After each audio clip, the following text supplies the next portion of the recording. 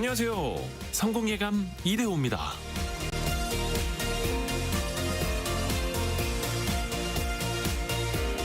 인류 최초의 주식회사는 바다로 나아가기 위해서 만들어졌습니다. 1602년 네덜란드에서 설립된 동인도 회사가 그거죠. 새로운 땅을 개척하고 더 큰 부를 얻고자 하는 모험. 하지만 배가 침몰하고 파산할 수 있는 리스크를 나누어지려는 지혜. 그것이 주식회사와 주식 거래를 만들어냈습니다. 자본의 역사는 안전하게 얻은 결과물이 아니죠. 거친 풍랑 속에서도 배를 몰았던 이들이 새로운 대륙을 발견했고, 침몰과 전염병의 위험 속에서도 자본을 투자한 사람들이 부를 얻었습니다. 파도 같은 변동성과 침몰 같은 실패 가능성은 늘 그곳에 있었고 지금도 마찬가지입니다. 투자는 자본을 던진다는 뜻입니다. 미국의 교육자 존 시에드는 말했는데요. 항구에 정박해 있는 배는 안전하다. 하지만 배는 항구에 묶어두려고 만든 것이 아니다. 성공예감 이대호입니다. 시작합니다.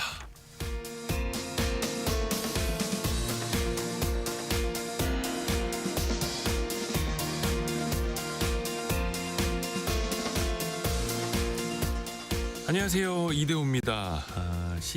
2월 12일, 12월이라고 할 뻔했네요. 2월 12일 목요일 아침입니다. 기온이 조금 올라가니까 미세먼지가 좀 많아졌죠. 목 관리 잘 하셔야겠습니다. 특히 기관지 안 좋으신 분들이요. 오늘 경제상식 퀴즈가 지금부터 나가는데요. 김홍원님 정답 해상보험. 오프닝 듣고 유추하셨구나. 오늘 퀴즈의 정답은요. 한 글자입니다. 한 글자. 최근에 한국은행이 발표한 자료를 보면요. 부모의 형편이 자녀의 재산에 영향을 주는 흐름이 더 강해지고 있다고 합니다. 예를 들어서 부모의 소득이랑 자산 순위가 10계단 오르면 자녀는 각각 2.5계단, 3.8계단 상승하는 걸로 나타났는데요.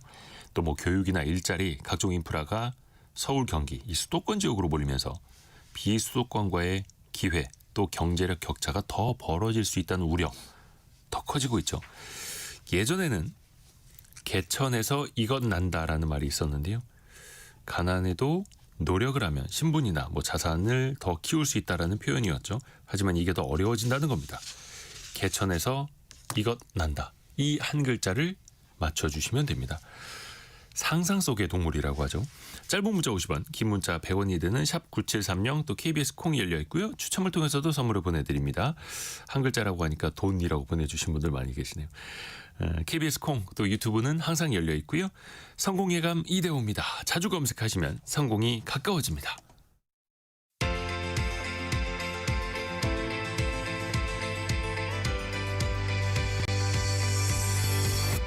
KBS 1라디오 성공예감 이대호입니다. 오늘의 경제 뉴스 알고란의 고란 기자와 정리해봅니다. 안녕하세요. 네, 안녕하세요. 뉴욕 증시는 약간 하락했어요. 네, 예상보다 양호한 노동시장 데이터가 나오니까 금리 인하 안 하겠네라고 하면서 3대 지수 모두 일제히 하락 마감했습니다. 다우 0.13% 하락했고요. S&P 500은 퍼센트 등락 없이 하락했고 나스닥도 0.16% 떨어졌습니다. 미국 노동부가요. 정부기관 포함한 비농업 부문 사업체 일자리 집계해봤더니 1월 한 달 동안 13만 개 순증했다고 발표했습니다. 전달 4만 8천 개에 비해서는 3배 가까이 많은 것으로 시장 예측치 2배를 나타냈습니다.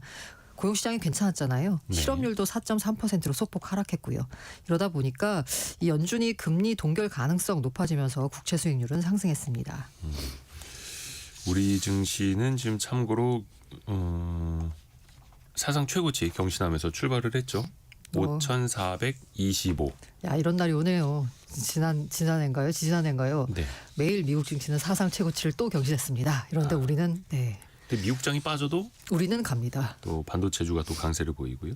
국민연금이 미국 시장에 투자한 수익률도 역대급이라고요. 네, 13F라고 해서요. 미국 SEC에다가 이제 분기마다 제출해야 돼요. 기관 투자자가 내가 지금 무슨 종목을 들고 있는지 네. 일정 정도 금액이 되면은 제출해야 되거든요. 그러니까 국민연금도 우리도 미국 시장에 투자하고 있으니까 국민연금도 이 13F 보고서를 제출한 겁니다. 국민연금이 도대체 무슨 주식에 투자하고 있는지 미국 증시에서를 볼 수 있는 보고서인데요. 네. 봤더니 지난해 말 기준으로 미국에 561개의 상장 종목에 투자하고 있었습니다. 그래서 국민연금이 보유한 미국 주식 평가액을 봤더니 3분기 말에는 187조 원. 4분기 말에는 196조 원, 9조 넘게 늘었습니다. 뭐가 많이 늘었을까라고 봤더니요. 알파벳. 구글 모회사입니다. 지난해 9월 말에 알파벳 주식 평가액이 A주, C주 있잖아요. 이거 합쳐가지고 약 7조 8천억 수준이었는데 3개월 만에 평가액이 10조 4천억 원으로 30% 넘게 급증했습니다. 이 평가액이 왜 늘었냐라고 보자면 알파벳 주식을 많이 샀냐 국민연금이 그건 아니고요. 조금 사긴 했는데 그것보다 주가가 많이 올랐습니다. 알파벳 주가 자체가요. 네. 그러면서 평가액이 커졌습니다. 그리고 우리 성악개미가 살아가는 종목 테슬라. 네. 국민연금은 살짝 줄였습니다. 0.2% 줄였고요. 네. 그밖에 인텔, 로블록스, 반도체 장비사 어플라이드 머티리얼즈, 모바일 광고 플랫폼 기업 엠러빈, 나이키, 부킹닷컴 모회사 부킹홀딩스, 월트 디즈니 여기도 보유 주식을 매각을 했습니다. 반면에요. 에스티로더 화장품 회사죠. 그리고 온라인 커뮤니티 플랫폼 레딧 그리고 온라인 쇼핑몰 달러트리, 미국 최대 뷰티 유통업체인 울타뷰티, 생명공학 기업 나테라 여기는 국민연금 보유 주식수가 많게는 수십 배까지 늘었습니다. 네. 그리고 4분기 들어서 새롭게 투자한 기업을 봤더니요. 스포티파이, 우주기업, 로켓랩 이렇게 있었습니다. 그러면 국민연금 전체 미국 주식 포트폴리오에서 가장 큰 비중을 차지한 종목은 뭐냐? 다들 예상하시듯 그냥 시가총액 큰 순입니다. 네. 엔비디아, 애플, 알파벳, 아마존 등 순이었습니다. 어떻게 보면 이제 미국의 벤치마크라고 할 수 있는 대표 지수를 또 따라가는 것도 있겠고요. 저는 여기서 약간 좀 특이했던 건 예. 마이크로소프트가 없었어요. 그러네요. 네, 좀 뒤에 있어요. 시총 네. 상위치고는 상대적으로 좀 부정적으로 본다는 거. 또 네, 최근에 맞습니다. 마이크로소프트 주가가 또 부진한 측면도 맞아요. 있어서 어떻게 보면 또 투자를 잘 하고 있다 이렇게 볼 수도 있겠죠. 오늘 힘차게 출발했던 코스피 코스닥은 좀 상승폭을 좁혔네요. 지금 코스피는 5,403으로 0.9% 상승 중 코스닥은 먼저 하락 반전을 했고요. 0.1% 내리고 있네요. 근데 코스닥에 거의 한 1,700여 개 종목이 있잖아요. 1,800여 개 있습니다. 네, 1,800 넣고 그 아마 스펙까지 다 합쳤을 때. 근데 기업 분석 보고서가 단 한 번도 나오지 않은 기업이 많다면서요? 네, 지난해 코스닥 시장이 제 기준으로 봤더니 1,800여 개가 있거든요. 근데 종목 보고서가 691개 기업에 대해서 5,600건이 발간이 됐어요. 네. 그러니까 근데 이제 코스피 같은 경우에는 442개 기업에 대해서 17,000여 건이 발간됐는데 코스피를 보자면 상장사의 한 절반 정도가 증권사 분석 대상이 됐습니다. 네. 그런데 코스닥 시장에서는 보고서가 발간된 기업이 37%. 그러니까 60%가 넘는 기업은 보고서가 단 한 건도 나오지 않았다는 거예요. 네. 이 보고서가 없으면 사실 투자 판단이 굉장히 어렵잖아요. 네. 특히나 개인들 같은 경우에는 보고서가 없어도 뭐 여기저기서 어떻게 아름아름 해가지고 투자를 하지만 기관들 같은 경우에는 투자 의사결정을 할 때 이런 보고서가 없으면 아예 투자 대상에 오르는 것조차 쉽지가 않습니다. 올해도 그러면 어떠냐? 네. 상황이 비슷합니다. 지난달 코스닥 시장에서 203개 기업에 대해서 441건 보고서가 발간됐어요. 그나마 지난달 한 달만 놓고 보면 꽤 많이 나왔네 싶거든요. 이유가 뭐냐면 지난해 말부터 코스닥 리서치 강화를 금융당국이 종합금융투자사업자 증권사에다 주문한 겁니다. 이러다 보니까 지난달 코스닥 종목 보고수가 1년 전보다 늘었어요. 그런데 대상 기업 수는 22% 증가한 데 그쳤습니다. 네. 역시나 많이 보고서를 내라고 했지만 그래도 여전히 이제 주요 메이저 코스닥 기업에 대한 보고서만 나오고 있다라는 거죠. 그렇죠. 다시 말해서 분석하던 기업만 더 분석했다라고 볼 수 있습니다. 이렇게 되니까 코스닥 시장이 지금 뭐 코스닥 1,000수닥 넘어 3,000수닥 간다라고 하는데 이 구조적으로 좀 어려움이 있습니다. 지금 현재 코스닥 시장을 보자면 ETF 중심 장세거든요. 네. 그럼 ETF 같은 경우에는 시가총액이 큰 종목 혹은 섹터별 유망 종목들만 담고 있습니다. 그러다 보니까 수급의 온기가 중소형주까지 확산이 안 돼요. 실제로 봤더니 최근 한 달 동안 국내 주식형 ETF에서 가장 많은 자금이 유입된 상품이 코스닥에서 코스닥 150 지수를 추정하는 코스닥 150 상품, 코스닥 150 레버리지 상품, 다른 회사의 또 코스닥 150 상품 등 이 코스닥 150 지수형 ETF로만 돈이 들어왔거든요. 그렇죠. 근데 여기는 상위 150개까지만 담고 있어요. 코스닥이 아까 1,800개라고 했잖아요. 그럼 나머지 1,600여 개는 그냥 아예 여기에 담기지가 못하는 거예요. 비율로 따져보면 전체 코스닥 종목 가운데 8%만 해당 지수에 편입돼서 ETF 수급 효과를 볼 수 있습니다. 그러면 개별 이 시가총액이 작으면 어쨌든 여기 구조적으로 편입되기 어렵잖아요. 그럼 여기에 대한 의사결정, 투자 의사결정을 할 때는 액티브하게 보고서가 있어야지 하잖아요. 그렇죠. 근데 보고서가 없어요. 그럼 더군다나 그런 작은 곳들에 대해서는 투자를 할 수가 없게 된다는 거죠. 그래서 지속적으로 적극적으로 종목 보고서 발간을 확대해야 된다라는 얘기가 나오고 있는데요. 사실 현실적으로 좀 쉽지는 않은 상황입니다. 이게 사실 기업 분석 보고서를 증권사 리서치 센터에서 애널리스트들이 쓰는데 증권사는 매매 거래를 중개하고 그 중개 수수료를 벌기 위해서 매물을 소개하는 차원이 리서치 보고서잖아요, 사실은.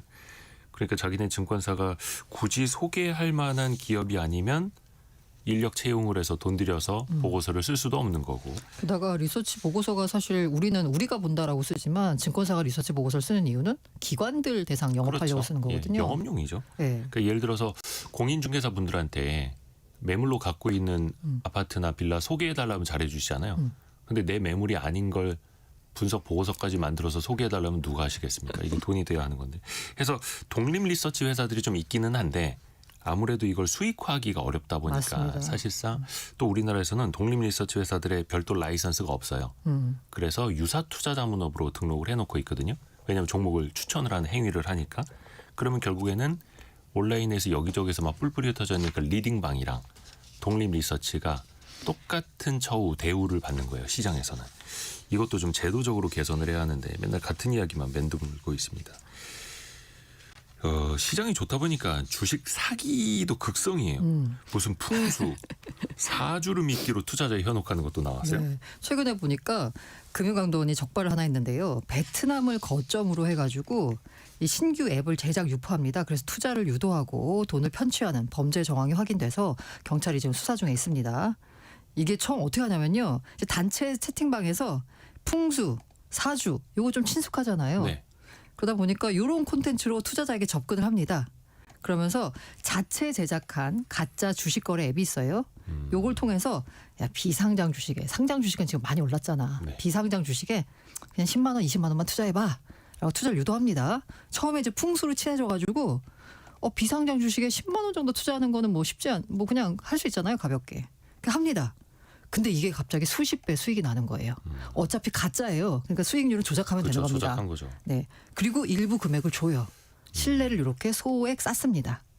그러면 투자자 입장에서는 10만 원 투자했는데 50만 원 됐어. 라고 생각하면 100만 원 하면 500이네? 1000만 원 하면 5000이네? 라고 생각하게 되겠죠. 이러면서 더 많은 금액을 입금을 합니다. 그러면 전형적인 폰지 스킴이네요. 그럼 폰지 가짜 사기. 앱을 통해서 어차피 가짜예요. 수익은 또 조작하면 됩니다. 또 수익이 발생하는 것처럼 조작해요. 지속적으로 입금을 유도해요. 그런데 이제 근데 그러면 이 수익이 너무 많이 나니까 더 투자하고 싶을 거 아니에요. 그러면 돈이 없어. 그럼 이런 분들한테는 대출을 주선 알선하기까지 합니다. 네. 그런데 이렇게 해서 돈을 벌었잖아요. 그러면 이제 투자자가 나 이제 돈 인출하고 싶어라고 하면 갖가지 핑계를 냅니다. 대출금 상환해야 되고 뭐 수수료도 납부해야 돼. 세금 이슈 뭐 이런 것도 있어서 만약에 500을 더 입금해야지 요걸 인출해 줄 수 있다. 이런 식으로 또 얘기를 하는 거예요. 그러면서 이제 큰 돈을 다 뜯어가는 거죠. 그래서 금감원이 당부한 게 있습니다. 네. 금감원에 정식 등록된 회사라는 등 제도권 금융회사 등을 사칭하는 경우가 있으니까 투자를 권유하는 자가 제도권 금융회사 등의 임직원이 맞는지 반드시 직접 확인해야 한다라고 당부하면서요. 금감원 홈페이지 가시면 이게 등록된 회사인지를 확인할 수 있습니다. 확인해 보시길 바랍니다. 쉽게 빠르게 돈 벌고자 하는 인간의 욕망만큼 시야를 가리는 게 없죠. 그걸 또 이 사람들은 정확히 또 이용을 하는 거고. 하여튼 세상에 쉬운 걸로 맞아요. 뭔가 유도한다면 그거는 의심하고 시작하셔야 됩니다. 항상 초기에는 돈을 먹여주거든요. 그거 조심하셔야 됩니다. 또 가계대출 이야기 한번 들어볼까요? 은행권 대출은 줄었는데 제2금융권은 늘었어요. 금융위원회가 1월 가계대출 동향을 발표했는데요. 전체로 보자면 금융권 가계대출 1조 4천억 늘었습니다. 한 달 전은 1조 2천억 감소했거든요. 증가세로 전환이 된 겁니다. 그런데 보자면 은행권 가계대출은 줄었는데 이 금융권 대출이 크게 늘어나면서 전반적인 대출이 늘어난 거예요. 주담대만 놓고 볼게요. 전체 금융권에서는 3조 늘었습니다. 전달에는 2조 3천억 증가했으니까 증가폭이 커진 거예요. 은행만 놓고 볼게요. 네. 은행권 주담대는 6천억 줄었습니다. 전달 5천억 줄었거든요. 두 달 연속 감소세였어요. 네. 그런데 이금융권 주택담보대출이 크게 늘면서 전반적인 주담대가 늘어난 겁니다. 이 상호 금융권을 중심으로 집단대출이 늘었거든요. 그러면서 이금융권 주택담보대출은 3조 6천억 원 증가했습니다. 이러다 보니까 은행권에 대한 대출 규제 지금 계속 유지하고 있잖아요. 네. 그러다 보니까 이 금융권으로의 풍선 효과 이어질 가능성이 크다라는 게 전문가들 분석입니다. 또 정부가 다주택자 연일 압박하고 있잖아요. 지금 시장 흐름도 살펴볼까요? 부동산 정보 플랫폼 아시를 보니까요. 어제 기준으로 서울 아파트 매물 6만 7천여 건 되거든요. 전날보다 1,338건 늘었습니다. 이게 4개월 만에 증가폭이 가장 큰 거예요. 이게 정부가 다주택자의 전세 낀 매물을 처분할 수 있는 길을 마련해 준 결과입니다. 네. 자, 원칙상 다주택자 매물은 임차 기간이 길게 남아 있으면 이 주택 팔 수가 없어요. 왜냐하면 지금 서울 전역이 토지거래 허가 구역으로 지정이 됐잖아요. 네. 그러면 이 토지 구역 안에서는 토지거래 허가를 받고 나서 4개월 내에 매수인이 실제로 입주를 해야 됩니다. 네. 그런데 새 매수자가 세입자를 강제로 내쫓을 수는 없잖아요. 그러니까 전세가 낀 물건은 아예 매도가 어려운 거예요. 그러다 보니까 정부가 5월 9일 이후 양도세 중과를 폐지하겠다라고 하는데 이 전세 낀 물건인데 이건 팔 수도 없고 이거 어떻게 해야 되나라고 했는데 정부가 퇴로를 열어준 거죠. 전세 낀 물건에 대해서는 일부 실거주 예외를 적용해 주기로 했거든요. 이러다 보니까 매물이 쏟아졌다라고 볼 수 있습니다. 그러다 보니까 이제 일부에서는 호가가 뚝뚝 떨어지고 있어요. 네. 특히 이제 송파, 가락동, 헬리오시티 여기 굉장히 많은 집들이 있잖아요. 이 전용 면적 110제곱미터 호가를 30억 원까지 내린 매물이 등장했습니다.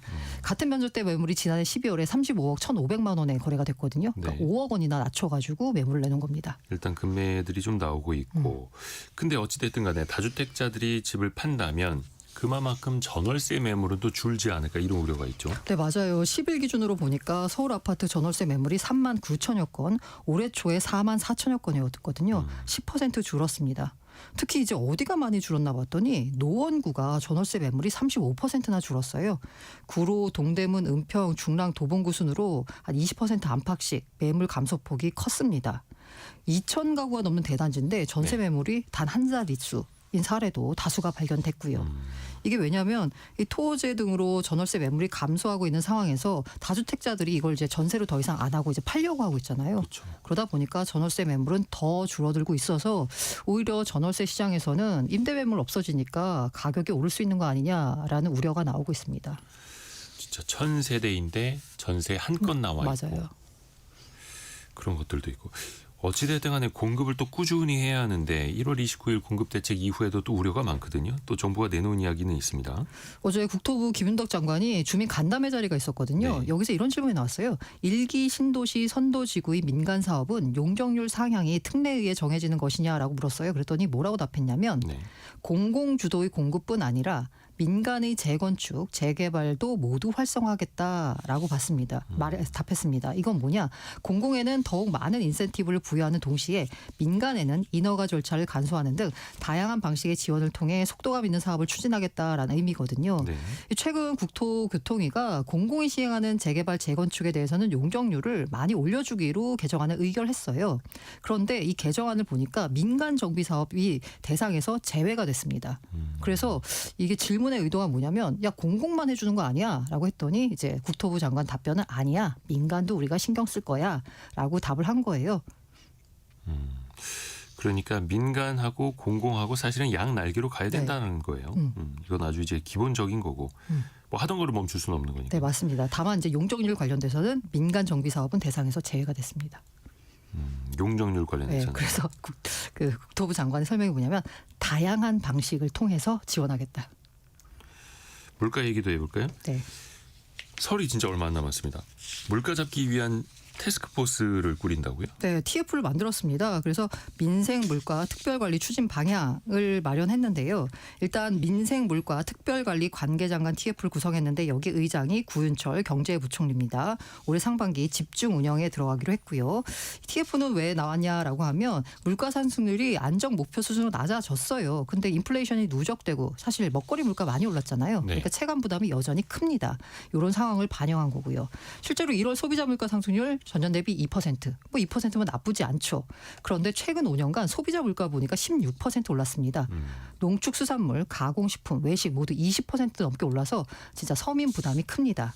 그러면 이 물가를 어떻게 잡느냐라고 보자면요. 독과점 구조를 이용한 담합, 사재기, 시장 지배적 지위 남용 등 불공정 행위와 비효율적 유통구조, 요걸 물가 상승의 주요 원인이다라고 보고 이를 집중 점검하기로 했습니다. 알고란의 고란 기자 함께했습니다. 고맙습니다.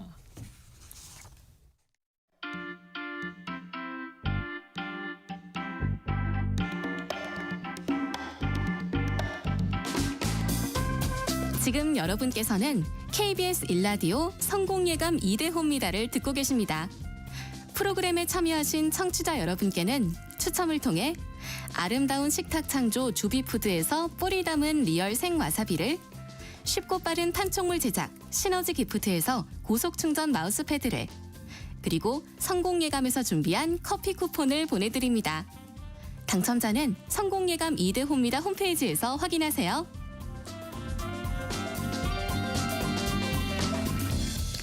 경제상식 퀴즈 한 번 더 내드리죠. 개천에서 이건 난다라는 말이 있는데 개천에서 이건 하기가 더 힘들어지는 시대가 된다고 하죠. 한국은행이 조사를 해보니까 부모의 소득이 높고 자산이 많으면 자녀에게 이어지는 경향이 점점 더 강해진다라고 분석을 했는데요. 또 지역 격차, 또 수도권 집중 현상 심해지고 있어서 출생지에 따른 경제력 차이도 크다는 겁니다. 비수도권에서 태어나고 수도권으로 이주하면 소득 순위가 올라가는데 지역에 그냥 남아있으면 상대적으로 소득의 개선폭이 크지 않다라는 결과도 있고요. 좀 씁쓸하죠. 많은 분들이 이제 맞춰주셨는데 8722님 개천에서 이건 나올 수 있는 그 세상이 그립습니다라고도 인사를 해주셨고 5854님은 자수성가했다는 이야기를 최근에는 들은 적이 없는 듯합니다. 그만큼 배경이나 자본 없이는 성공하기 힘들어지는 듯합니다. 라고 하시면서 정답 보내주셨고요. 8288님 인천 개인 택시입니다. 매일 손님께 대우님 방송 홍보하고 있습니다. 라고 고맙습니다. 성공예감 2대호입니다를 또 홍보해 주시는 분들 많아가지고 또 저희 청취율도 올라가고 감사드립니다. 그래서 우리 청취자분들 덕분에 승천할 수 있을까요? 6463님 어부들은 이 꿈을 꾸면 그날은 대풍어의 날입니다 라고 보내주셨고요. 그렇죠. 큰 수확도 있으시길 또 바라겠습니다. 9984님 아버지가 52년 이것띠 아들은 76년 이것띠 이렇게도 보내주셨네요. 또 여러분의 그 경험담 또 생각도 같이 보내주시면 더 좋을 것 같아요. 짧은 문자 50원 긴 문자 100원이 드는 샵 9730 또 KBS 콩을 열어놓고 있습니다.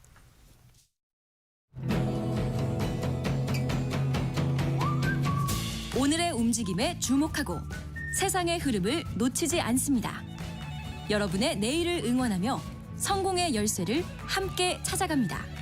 성공예감 이대호입니다. 우리나라 소비시장의 변화를 살펴보는 시간 트렌드 팔로우 코너입니다. 서울대 소비자학과 한다희 박사 함께합니다. 안녕하세요. 안녕하세요. 오늘 주제가 1인 가구예요. 네, 맞습니다. 곧 설 명절 네. 연휴잖아요.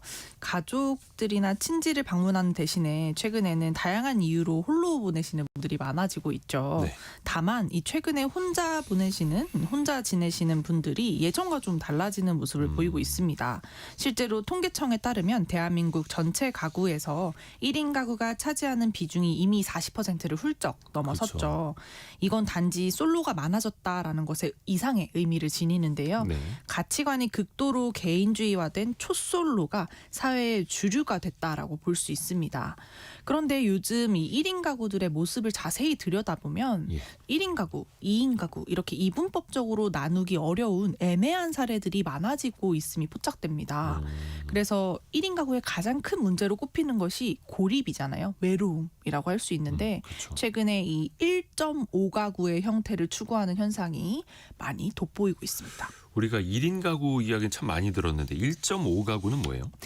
1인 가구에 0.5를 더했다 이렇게 네. 생각해 주시면 되겠는데요. 방금 말씀드린 것처럼 1인 가구의 큰 문제로 꼽히는 것이 외로움과 또 경제적 부담일 것입니다. 0.5를 통해서 이 외로움과 경제적 부담을 좀 덜기 위해서 연결감을 계속해서 추구하는 행위를 저희가 1.5 가구라고 표현을 했는데, 좋은 관계 같은 경우는 이 자율성과 연결감을 함께 만족시키는 경우가 많죠. 연구에 따르면 이 두 축이 동시에 충족될 때 행복도가 가장 높다고 합니다.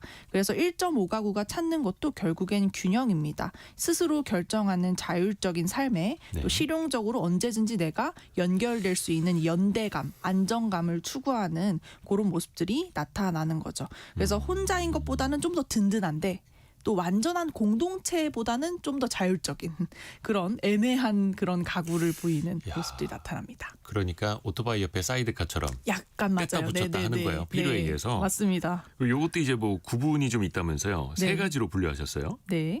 어떤 유형이 또 있을까요? 처음부터 첫 번째는 지원 의존형인데요. 지원을 받는다. 네, 1인 가구로 혼자 살면서 외부적인 자원을 확보해서 고립감이나 경제적 문제를 확보하는 방법입니다. 예를 들어볼까요? 저희가 인터뷰를 통해서 만난 한 20대 청년이 있습니다. 네. 그분은 혼자 살지만 완전히 혼자 산다는 느낌이 들지 않다고 해요. 왜냐하면 함께 생활하는 반려동물도 있고 또 자주 찾아와서 살림을 도와주시는 부모님이 계셔서 이 부모님이 차로 20분 거리에 사시는데 밑반찬도 종종 찾아와서 해주시고 또 살림을 도와주시고 그렇게 하신다는 거죠. 또 가끔은 집에서 부모님과 저녁 식사도 함께하는 탓인지 외롭다는 생각을 많이 해본 적이 없다. 이렇게 얘기를 하신다는 거죠. 근데 실제로 이게 재밌는 것이 데이터로도 확인이 됩니다. 네. 오픈서베이가 발표한 2025년 청년 1인 가구 트렌드 리포터에 따르면 청년 1인 가구들의 간편식 이용이 12% 감소했고 또 밀키트 이용은 10%나 감소했는데, 이에 반해서 가족이 해준 요리로 먹는 식사의 비율은 5%나 늘었거든요. 그래서 이런 것들을 보면 확실히 좀 연결감을 추구하고 계속적으로 독립했지만 부모님의 이런 지원을 그런 식의 모습들이 나타나고 있습니다. 진짜 필요에 의해서 손을 벌리고 맞습니다. 그때 그래서 네. 1이 1.5가 되고. 네. 근데 1.5가구 하면 가장 먼저 떠오르는 게 반려동물 아닐까요? 같이 네. 살 수 있는? 맞습니다. 이 반려동물도 1.5가구에 속하는데요. 트렌드 모니터의 조사에 따르면 1인 가구의 경우에 친구나 가족을 만들고 싶어서 반려동물 양육을 결정했다는 이들이 많은 것으로 나타났습니다. 실제로 설문조사 참여자들의 응답에서도 이 반려동물이 정서적인 측면에서 굉장히 긍정적인 효과를 준다라는 보고가 많았는데요. 반려동물 양육 이후에 또 하나의 친구가 생긴 것 같다, 아니면 웃을 일이 많아지거나 외로움이 해소되는 것 같다 하는 그런 경향이 뚜렷하게 나타났습니다. 그렇죠. 그렇죠. 또 1.5가구의 유형 두 번째 살펴볼까요? 독립지향형이요. 독립하고 싶어한다. 네. 이거는 1인 가구가 다 그렇잖아요. 네, 맞습니다. 그런데 핵심은 같이 살지만 혼자 사는 느낌을 원하는 겁니다. 이건 뭐예요? 요즘 임대료가 굉장히 비싸기 때문에 네. 혼자 살고 싶지만 혼자 살기 어려운 경우가 많아요. 그래서 룸메이트를 함께 구해서 사는 경우가 부쩍 늘고 있습니다. 월세 같이 나눠내자. 네, 맞습니다. 그런데 과거에 룸메이트 하면 우리 대학생 시절에 끈끈한 우정을 기반으로 뭔가 친구로서 정말 그렇게 역할하는 그렇죠. 몇 모습들. 시에 들어오는지 서로 체크해주고. 맞아요. 네, 그런 모습들이 많았는데 오늘날의 룸메이트 문화는 다소 좀 달라지고 있다는 거죠. 철저히 실용적인 목적을 위해서 계약 관계로 뭉치는 좀 전략적인 룸메이트가 많아지고 있는데요. 네. 살인적인 주거비를 감당하기 위한 하나의 비즈니스 파트너십에 가깝다고 보여집니다. 비즈니스형이에요. 네, 맞아요. 네. 그래서 함께 사는데 같이 산다는 느낌을 일부러 추구하지 않아요. 네.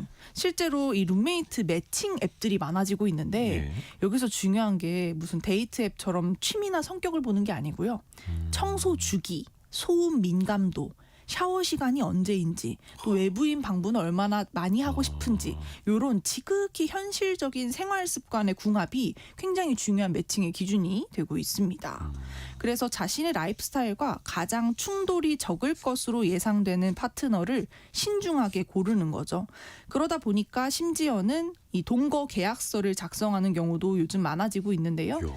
휴지나 세제 같은 거 누가 살 거냐, 반반 낼 거냐, 이런 공공재는 어떻게 비용을 부담할지, 또 사생활을 침해하지 않기 위해서 어떤 규칙을 정할지를 미리 정해놓고 감정적인 갈등을 최소화하기 위한 하나의 전략으로 사용하고 있습니다. 예전에 친구들끼리 같이 자취하면 많이 싸웠는데 네. 근데 그걸 이제는 계약서를 쓰면서 네. 오히려 모르는 사람을 이제 매칭을 해서 같이 산다는 거예요. 네, 그런 감정적인 갈등을 미연에 방지하는 모습들이 나타나면서 철저하네요. 네, 독립지향형의 그런 1.5가구를 또 볼 수 있습니다. 또 가족끼리도 따로 또 같이 사는 모습도 있어요. 이렇게 네. 해서 1.5가구가 돼요. 네, 맞습니다. 사실 요즘은 시간에 맞춰서 귀가해 온 식구가 함께 이렇게 식탁에 모여서 식사를 하는 풍경이 사실상 거의 추억의 풍경이라고 해도 과언이 아니에요. 그렇죠. 진짜 드라마 속에서나 볼 수 있죠. 맞습니다. 대가족들이 모여서 식사하는 거. 네, 요즘은 가족끼리 함께 살아도 그 식탁은 계속 유지되는데 사람만 이렇게 바뀌면서 사실상 1인 가구처럼 먹기도 하는데 심지어는 서로의 식성이 달라서 냉장고 칸을 분리해서 자기 음식을 보관하는 경우도 저희가 인터뷰를 해보면 좀 많아지고 있고요. 또 경제적인 필요나 돌봄 문제로 인해서 자녀 부부와 부모 세대가 함께 사는 이런 느슨한 합가 역시 새로운 형태의 재구성된 가족으로 좀 많아지고 있습니다. 그래서 최근에는 함께 살 때 각자의 독립성을 최대한 보장하는 방식을 네. 택하곤 하시는데 아예 처음부터 현관문이나 이 주방 화장실을 분리해서 따로 또 같이 살 수 있도록 설계된 세대 분리형 아파트가 인기를 끄는 것도 그 증거라고 할 수 있겠습니다. 현관문이 따로 있는. 네, 맞습니다. 그러게요. 이게 가족 형태인데 왜 아이돌 그룹이 유닛 활동 따로 하듯이 맞습니다. 10명인 멤버 중에서 3명, 4명만 따로 활동하고 이런 것처럼 네. 가족도 그렇게 되는 거예요. 네. 이게 우리나라만의 현상이에요? 아닙니다. 외국에서는 더 사실 활발하게 나타나고 있는데요. 중국 같은 경우에는 우정혼이라는 개념이 요즘 생겨나고 있는데 우정혼? 네, 로맨스 없이 친구로 동거를 하고 비용을 분담하면서 각자 연애를 또 자유롭게 하는 그러다가 진짜 사랑을 만나면 이혼하는 이런 조항을 계약서에 넣어서 사회적으로 화제가 되기도 그러니까 했어요. 이성끼리인데 네, 같이 네. 살기 위해서요? 네, 맞습니다. 이런 식의 이제 개념이 등장하면서 사회적으로 화제가 되기도 했고 또 미국에서는 LAT라고 해서 Living Apart Together라고 해서 네. 연인이나 부부가 서로 깊은 애정 관계를 유지하면서도 각자의 집에 따로 거주하는 형태의 관계들도 요즘은 많이 나타나고 있고요. 또 일본에서는 층간 가족이라는 개념도 새롭게 나타나고 있는데 예를 들어서 아파트 3층에 사는 맞벌이 부부가 아이가 갑자기 아프다 하면 종종 그 4층 바로 윗집에 사는 은퇴한 노부부에게 잠시 아이를 맡기는 거죠. 그래서 그 노부부는 젊은 부부 덕분에 또 한번 이 귀여운 손주를 보는 듯한 또 활기를 얻기도 하고 그 보답으로 또 어떤 경제적인 지원이나 이런 것들을 또 받기도 합니다. 그래서 전통적인 마을 공동체가 좀 해체된 도시 환경에서 사람들이 자신의 필요에 따라서 직접 설계하고 만들어가는 새로운 형태의 가족 형태가 좀 많이 나타나고 있는 것이 전 세계적인 변화라고 할 수 있겠습니다. 거기서 우리나라에서도 이제 결혼하고 맞벌이 하면서 일부러 부모님하고 같은 아파트 단지에 살고 이런 분들도 있으니까. 맞아요. 네. 또 1.5인 가구 또 어떤 특징이 있습니까? 마지막은 시설 활용 형태인데요. 네. 1.5가구는 코리빙 하우스, 쉐어 하우스라고 요즘 불리는 공유 주거 서비스가 좀 선도하는 흐름을 보이고 있습니다. 공유 주거요. 공유 오피스처럼. 네네. 최근에 저희가 한 분은 인터뷰를 했는데 네. 30대 여성이 공유 주거 서비스로 혼자 이사를 했대요. 예. 그런데 개인 방이 작긴 하지만 크게 좁다는 생각이 들지 않는다는 거죠. 왜냐하면 공용 공간이 굉장히 넓기 때문입니다. 이 공용 공간이 넓고 기능도 많고 또 세탁실도 따로 분리가 돼 있고 층층마다 부엌도 있고 또 1층에 카페 겸 커뮤니티 공간에서는 요가도 하고 북콘서트 프로그램에 참여해서 자기 개발도 도모하고 사람을 만날 수 있습니다. 아, 그 공용 공간이라는 게 네, 뭐 베란다라든지 이런 걸 말하는 게 아니라 네, 방 자체는 작은데 커뮤니티 시설처럼 네, 카페, 뭐 도서관, 맞아요. 뭐 헬스장 이런 게 있어서 네. 그러니까 방은 작아도 그건 참을 수 있다라는 거네요. 맞습니다. 그래서 뭐 주방이나 뭐 세탁실 이런 것도 아예 별개로 되어 있는 공유주거 서비스들도 있고요. 그래서 실제로 이 국내에서 공유주거 서비스가 많이 늘고 있습니다. 2025년 2월 기준으로 살펴본 데이터에 따르면 서울의 이 공유주거 서비스가 7,300가구 정도 되고요. 네. 2016년 대비 거의 약 5배가 증가를 하는 모습을 보이고 있는데 연간 약 30% 정도 성장한 셈이죠. 그래서 이 주거가 공간에서 이제는 좀 서비스로 전환하고 있다라고 볼 수도 있겠습니다. 이제 주거 형태가 공간이 아니라 서비스다. 네, 진짜 공유 오피스 얻어서 쓰는 거랑 똑같은 거네요. 이게. 맞습니다. 맞습니다. 그러면 1인 가구가 아니라 이제 1.5인 가구 뗐다 붙었다 하는 그런 가구가 많아진다. 그러면 이걸 또 자영업 하시는 분들도 그렇고 기업들도 그렇고 사업이나 마케팅을 또 활용하려고 할 거 아니에요. 네. 어떻게 접근해야 될까요? 이 1.5 가구의 가장 핵심적인 특징이자 딜레마가 있는데요. 연결되고 싶지만 얽매이고 싶지는 않다. 혼자 있고 싶지만 혼자 있기 싫다 하는 이런 이중적인 욕구를 우리가 충족시켜 주어야 한다라는 어려움이 있습니다. 그래서 이들이 원하는 것은 무조건적인 친밀함이 아니고 서로의 독립성은 좀 존중하면서도 필요한 만큼만 깔끔하게 연대하는 이런 적정거리가 굉장히 중요한 개념으로 이제 나타나고 있는데 네. 이 적정거리가 가장 첨예하게 요구되는 이곳이 바로 전략적 룸메이트, 아까 말씀드린 그런 사례일 것입니다. 서로 다른 개인들이 하나의 공간을 공유하는 이런 현장인데요.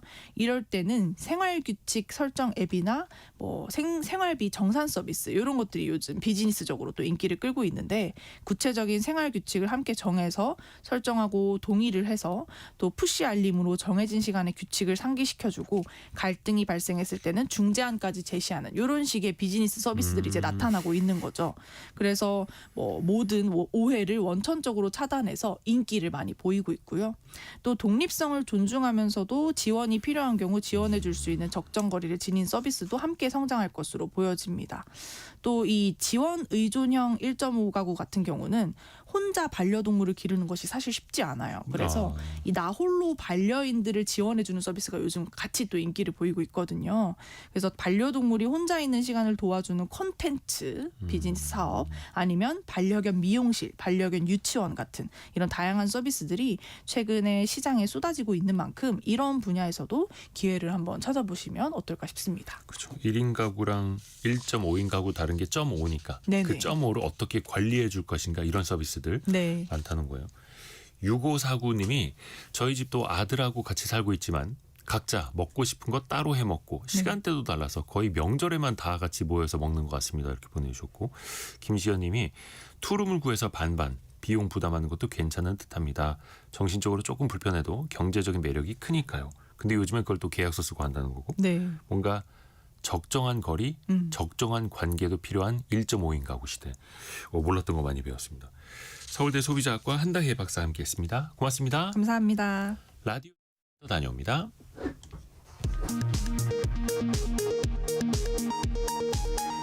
이재명 대통령이 오늘 청와대로 더불어민주당 정청래 대표, 국민의힘 장동혁 대표를 초청해 오찬 회동을 갖습니다.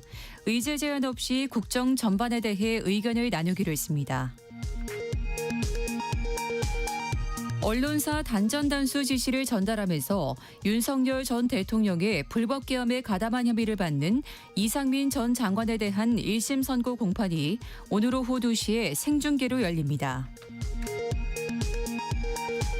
지난달 미국의 비농업 일자리 수가 1년여 만에 최대폭으로 증가하고 실업률은 4.3%로 낮아지는 등 미국의 고용 지표가 개선된 것으로 나타났습니다. 당분간 금리 동결 의견에 더 힘이 실릴 것으로 보입니다. 지금까지 라디오 정보센터 뉴스 정원나였습니다. 이제 설 명절 또 연휴가 있다 보니까 그런 이야기들 좀 합니다. 설 명절 지나고 한번 보자. 그리고 연휴 끝나면 운동 다시 시작해야지. 사실 뭐 지금 안 하겠다는 거죠. 인간관계든 계획이든 뭐 자기개발이든 또 연휴 이후로 뭔가 미루는 게 있습니다. 근데 또 연휴 이후엔 잘 하게 될까요? 오늘 심리학개론 시간에 한번 들어보시죠. 이현주 연세대 연구교수와 함께합니다. 안녕하세요. 네, 안녕하세요. 뭔가 하려고 하는데 네. 연휴 같은 거 이후로 좀 미뤄야지라는 생각들이 사실은 좀 올라옵니다. 네. 이게 심리학적으로 좀 어떻게 설명될 수 있을까요? 사실 원래 계획이라고 하는 건 굉장히 도파민을 형성시키거든요. 계획 짜는 것만으로요? 네, 네. 오. 그러니까 왜 우리가 연초에 다이어리를 막 적고 하면 가슴이 막 뛰잖아요. 그죠. 어디 서점 가서 네. 다이어리 새 거 사죠. 네. 예. 그리고 막 한 10개쯤 적죠. 이제 다이어리에다가. 그렇죠. 이번 연도에 다 이룰 거라고 생각하면 뭔가 다 이룬 것 같은 6시에 일어나자 막 이런 걸 그렇죠. 보면 6시 일어날 것 같은. 근데 이제 지금쯤이면 제가 좀 들은 얘기인데 다이어리를 아예 보지도 않는 분들도 많으시고. 어디다 놨더라 막 이러죠. 네. 그러니까 우리 뇌에 사실 신경절단 물질인 도파민은 기대를 먹고 자랍니다. 근데 사실 기자님 꿈은 좀 달콤한데 네. 현실은 만만치 않잖아요. 아, 그럼요. 그러니까 우리가 계획을 세울 때는 지금의 내가 아니라 매우 이상적인 나를 기준으로 삼거든요. 예를 들면 뭐 밤 11시에 계획을 세울 때는 내일 아침 5시에 일어나서 조깅을 하고 영어 공부를 하자. 그런 이상적인 나에게 어떻게 보면 계획을 세우는 거죠. 근데 문제가 뭐냐면 정말 내일 5시가 되면 일어나는 일은 도파민을 형성시키는 게 아니라 아. 오히려 자는 게 도파민이죠. 그러니까 어제의 도파민은 계획을 세우는 일이었지만 오늘의 도파민은 잠이다. 이렇게 말씀드릴 수 있겠죠. 그러니까 이게 기대와 현실 사이에 네. 괴리네요. 저는 이거 그 주식 시장의 원리 설명할 때 많이 이걸 빗대거든요. 그러니까 주식도 마찬가지예요. 뭔가 꿈이 있고 기대가 있고 뭔가 신규 사업을 한다고 할 때 주가가 더 많이 반응을 하고 네. 실제로 그거로 이제 수익을 내기 시작하면 네. 그다음부터 이제 밸류에이션 같은 거 계산해 봐야 되니까 아. 오히려 주가가 더 안 오르는 경우가 있죠. 사실 그 주식이라는 것도 사람들이 하는 거라 보니까 그쵸. 심리적인 게 클 거예요. 맞아요. 그래서 이제 기대가 있으면 주가가 확 올랐다가 맞아요. 이제 가치라고 하면 밸류에이션이 등장할 때쯤이면 이제 굉장히 막 좀 수직 낙하되는 그런 경우가 있죠. 이게 사람의 계획이랑 비슷하네요. 또 네. 인간이 하는 거다 보니까 네. 그러니까 뭔가 계획 세울 때는 이후에 나 네. 올해 새롭게 달라질 나를 꿈꿀 거 아니에요. 네. 그러다 그게 또 현실에 막 귀찮고 네. 점점 더 그렇게 되고요. 네. 이게 그러면 특히 명절이나 긴 연휴 전후로 좀 더 이런 경향이 심해지는 것도 있는 거예요? 그렇죠. 사실 명절은 굉장히 기대도 되기도 하지만 낙담의 시기거든요. 낙담의 시기라고요? 네. 왜냐하면 이게 이륙병의 확장판이다. 그러니까 왜 우리가 일요병. 이륙병. 그러니까 왜 월요일이 힘들어지는. 그렇죠. 그러니까 심리학적 개념으로 보면 이를 금욕 위반 효과다 이렇게 얘기를 하는데요. 금욕 위반. 네, 예를 들면 이런 겁니다. 다이어트 중인 사람이 있어요.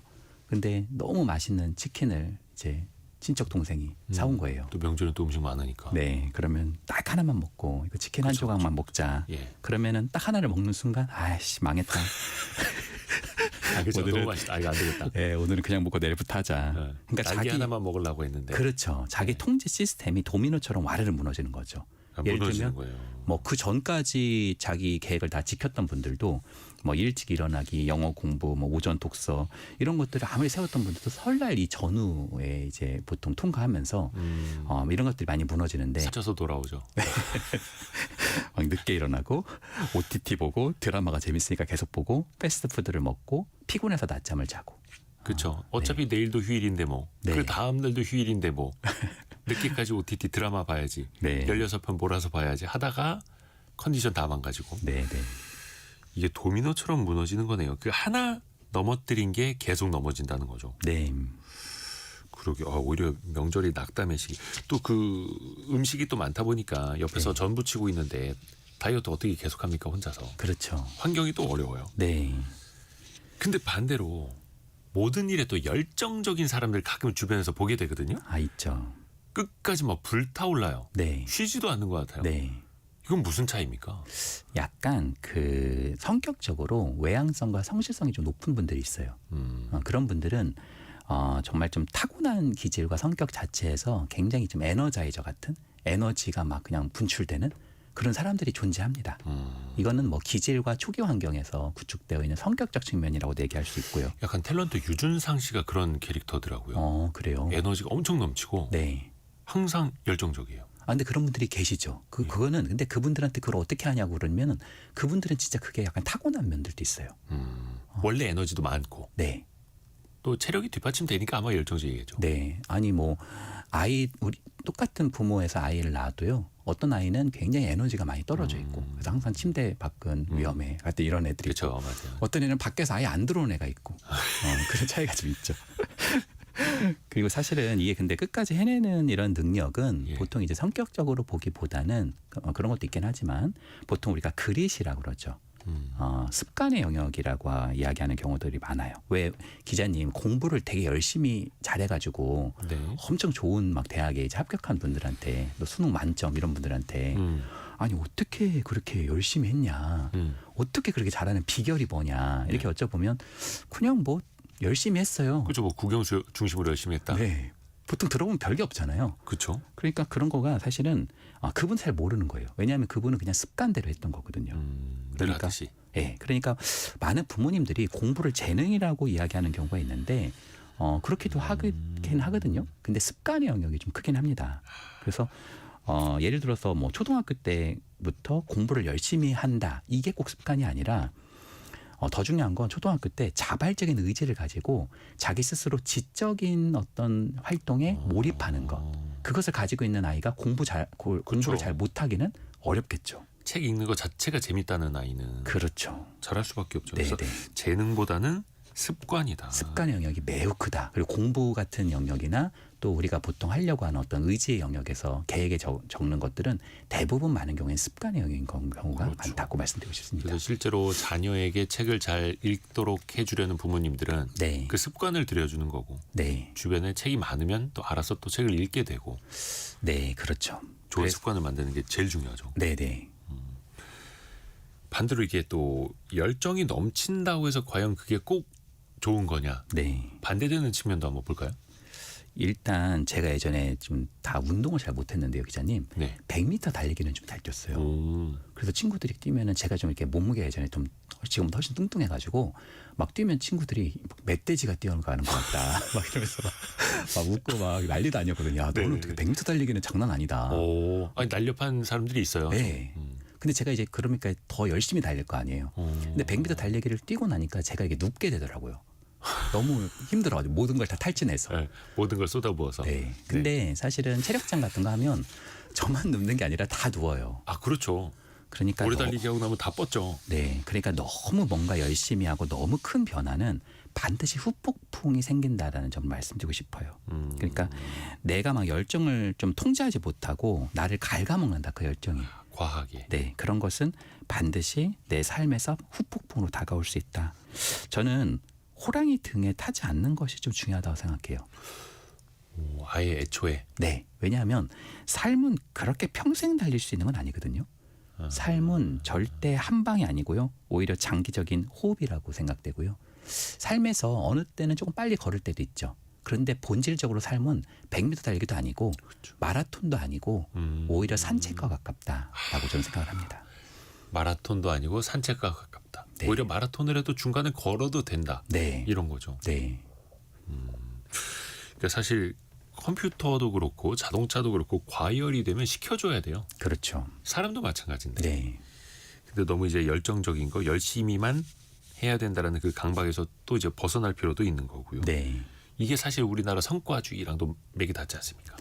그렇죠. 벗어나가야 되고. 네. 사실 우리가 계획을 했던 거에 대해서 우리가 무엇인가 실천할 때 너무 자기가 재미가 없고 성과를 좀 보이게 하는 어떤 압박감, 좀 당위적 명제 이런 건 보통 오래 못 가는 경우들이 되게 많아요. 그래서 반드시 내가 계획한 것을 해봤을 때 약간의 재미가 있는 것 이것을 우리는 더 하게 되거든요.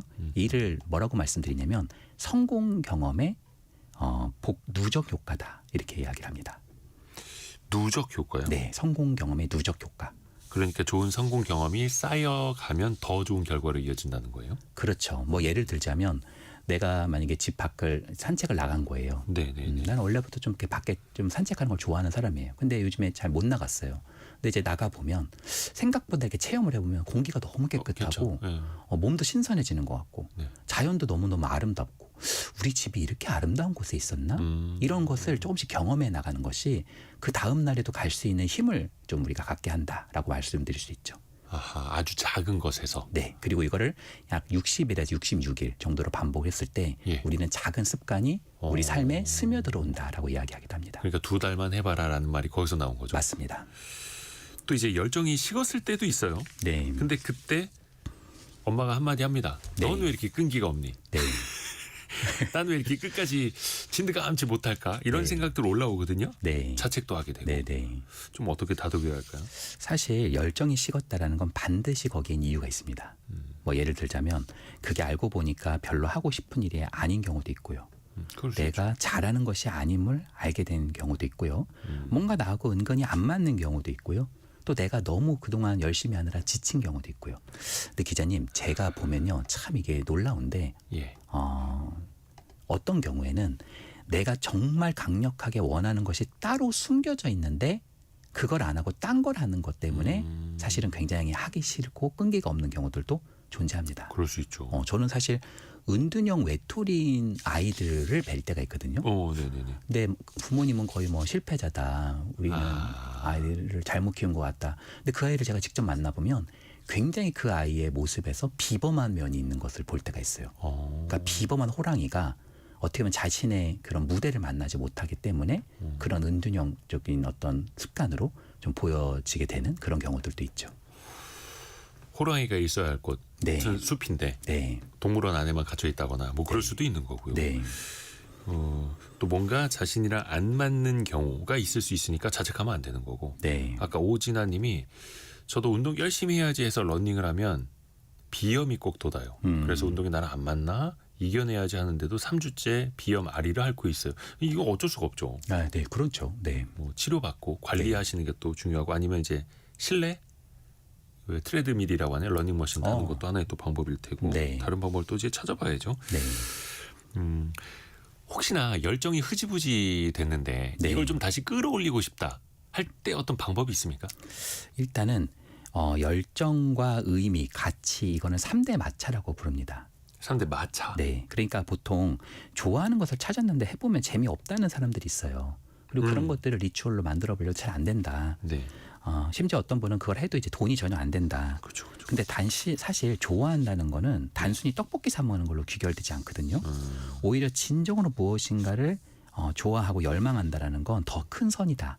그 선은 열정뿐만 아니라 굉장히 고통스러운 그런 현실을 딛게 만드는 의미와 가치가 있는 것이다. 그래서 내가 왜 이걸 하지라는 답에 재미있다라고 말한다면 금방 그런 각오나 의지는 식을 거라 생각합니다. 오히려 내가 정말 이루고자 하는 그런 어떤 무엇인가가 있고 내가 하고 싶은 역할이 있다라는 거, 내 삶의 무대는 그 주인공은 반드시 나라는 점을 말씀드리고 싶습니다. 나를 그 중심에 세우고 네. 단단하게. 네, 연세대 이현주 연구교수 통해서 배워봤습니다. 고맙습니다. 네 감사합니다. 감사합니다. 벌써 1부 마무리할 시간인데요. 2부에서는요. 조선시대로 떠납니다. 이한 작가와 함께 할 텐데요. 연휴에 어디 또 멀리 떠나시게 되면 이제 집은 비어있죠. 경각심 차원에서 조선시대의 도둑 이야기를 해보겠습니다. 왕의 물건을 훔친 도둑도 있었다고 하는데 잠시 뉴스 들으시고요. 10시 5분에 금방 다시 뵙겠습니다.